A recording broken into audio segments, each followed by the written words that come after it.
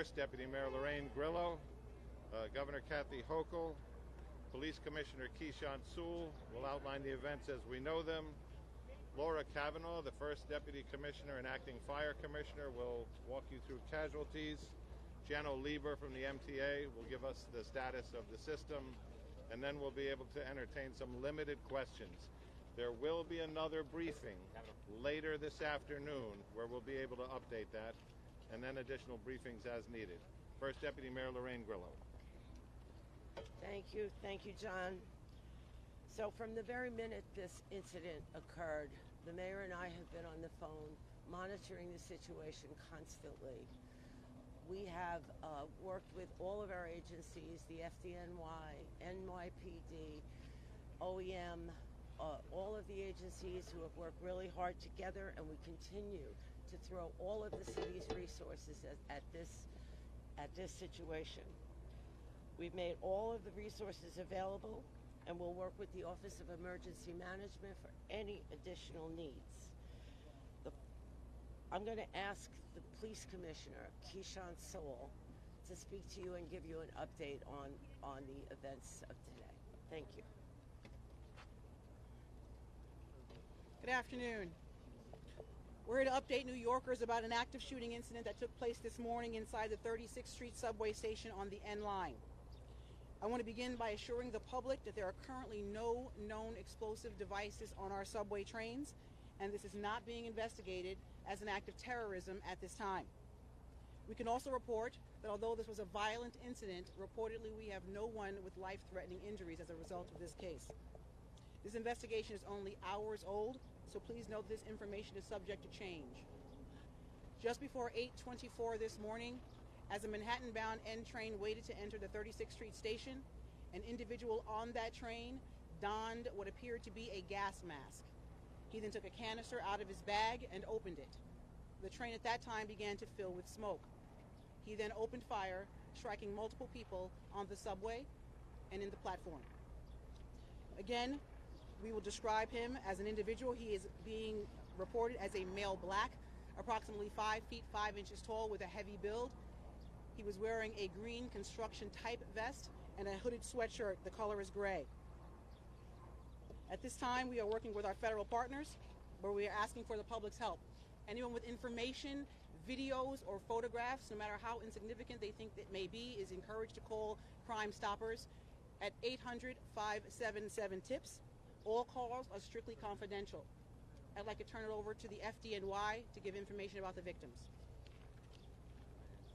Oh, I'm sorry. I apologize. The governor would like to speak now. Governor Hochul, my apologies. That's right. Good afternoon.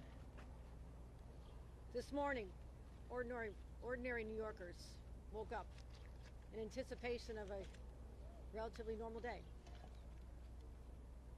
They left their homes en route to school, en route to their jobs, and to a normal day, as I mentioned.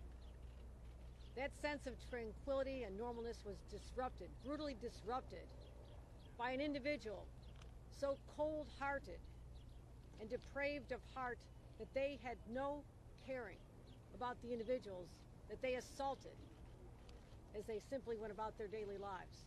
This individual is still on the loose. This person is dangerous. We're asking individuals to be very vigilant and alert. And you'll get more reports on specificity as the day goes on. So this is an active shooter situation right now in the city of New York. I just got off the phone with the mayor. He's recovering well. He is monitoring. He's actively engaged in this situation. I wanted to let him know that the people of the entire state of New York stand with the people of this city, this community, and we say no more. No more mass shootings. No more disrupting lives. No more creating heartbreak for people just trying to live their lives as normal New Yorkers. It has to end, and it ends now. And we are sick and tired of reading headlines about crime, whether they're mass shootings or the loss of a teenage girl or a 13-year-old. It has to stop. I'm committing the full resources of our state to fight this surge of crime, this insanity that is seizing our city, because we want to get back to normal. It has been a long, hard 2 years. That's what we crave, that sense of stability and normalcy, and this is what the mayor and I are going to continue to work toward. And I thank the partners, the brave people of the MTA, the first ones who had the sense, the drivers of the train, to leave the station to make sure no more victims could be hurt. The NYPD, FDNY, state police, everyone involved in this has one purpose, and that is to stop the insanity of these crimes.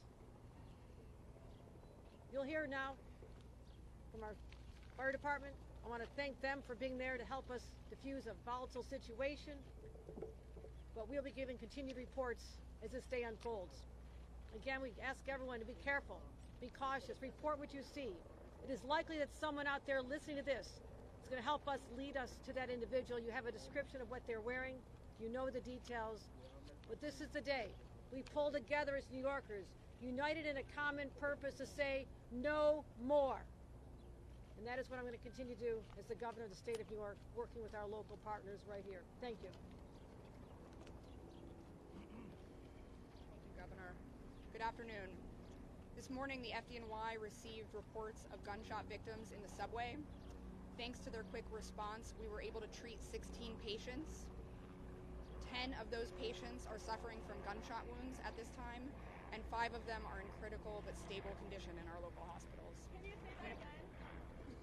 Yes, we have 16 total patients. 10 of them are suffering from gunshot wounds, and 5 of them are in critical but stable condition at this time. And I'm going to pass it over to the MTA for an update on our subways. Okay. First of all, we have to thank the NYPD and the FDNY and the whole team who've done so much to protect us and help immediately to recover from this situation. And I also need to acknowledge the MTA workers who had the foresight to immediately move a train that was on the platform, the R train, out of the station so it could carry people to safety. That was smart thinking. Right now, B service is suspended, W service is suspended. The D and the N and the R are running with suspensions and some shuttle buses. And folks should check the website for latest. Obviously, it's a disrupted day, but a lot of the system is in fact running. I just want to say one thing on a personal note, which is on 9/11, I stood on 4th Avenue and watched people, New Yorkers, come back from that tragedy.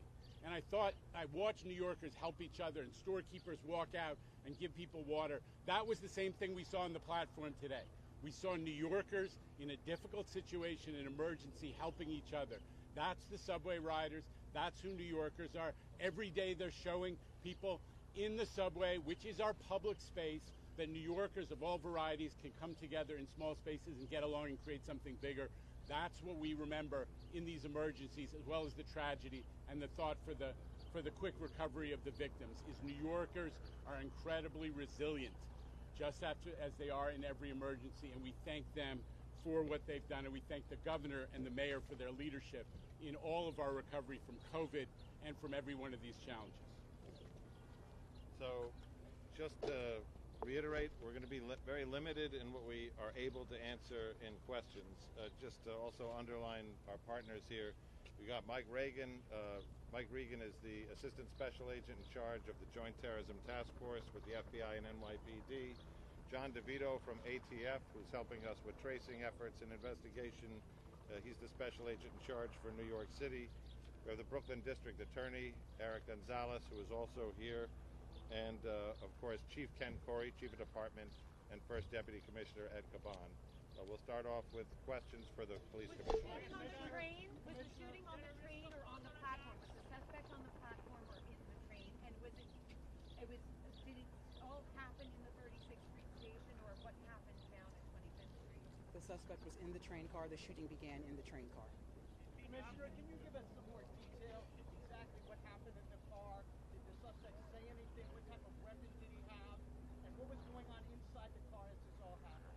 So, as I stated before, we're only able to get limited information because it's under investigation. As the train was pulling into the station, the subject put on a gas mask. He then opened a canister that was in his bag, and then the car filled with smoke. After that, he began shooting. Hang on. One time, guys, one time! Hang on. Go. Commissioner,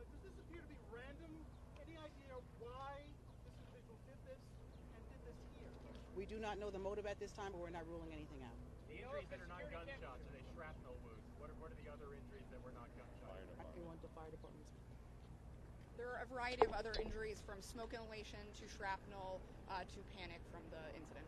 When you say shrapnel, what would the shrapnel come from? It could be from anything. It's still under investigation at this time, so it could be a grazing from a bullet. It could be from the panic following the incident. Not from an explosive device? Not at this time. Any idea the suspect where they fled? Did they go to the train tracks? Did they get out of the station? Any idea of the whereabouts immediately? That's subject to investigation. We're endeavoring to determine that right now. Okay, Josh. Why did you, Commissioner, why do you connect this more to the litany of gun violence and not terrorism at this stage? Why rule out terrorism? I'm not ruling out anything. We're determining what that motive is, and we'll find that out as the investigation continues. The victims tend to one particular ethnic group? No, sir. The victims have a variety of Okay. Recovered down there. Hang on. We got time for about two more. Why were the trains not shut down immediately, and if they were, could it have been easier to catch the suspect? That's not the case. How were the cameras working in the subway station? I'm sorry, I didn't hear you. Were the cameras working in the subway station? That's under investigation as we speak. Do you suspect any devices, Commissioner? Worker, given that they were wearing construction vests? We have not Another city worker or something? We have not identified the subject. He was wearing a green type construction Governor vest. Hochul, do you want to comment on the arrest of your Lieutenant Governor Brian Benjamin? Did he speak to you this morning? Will you continue to contain with him? I'll be happy to report on that later today. We'll have a statement out there. I've not had a chance to speak to him. I was doing media interviews this morning. But this is not the place, but I will be addressing it very shortly. Let's focus on the fact that there are people in a hospital right now fighting for their lives. Those are the people we're thinking about and praying for at this moment. All right, thank you very much. Now listen, we're going to get. Hang on a second. Hang on a second. We're going to get back to you with a time for an update later. The information is developing. We expect to have more later, and that will not